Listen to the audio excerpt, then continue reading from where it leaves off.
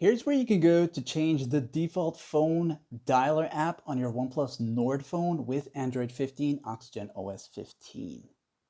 Before showing you where to go to change it, just in case your phone only has one dialer app and you want a new one that's free, you can always go into the Play Store. Of course, make sure you're signed in, type in the words dialer or phone dialer app, and you'll see a bunch of them show up for you. And of course, you'll want to go ahead with the free one and install it. And of course, only the compatible ones will show up. Now, with all that said and done, you'll go ahead into the quick access like this here and tap on the settings option right there. By doing this, you'll now go down the list until you see apps right here. Once you're in this section here, you'll see default apps right there.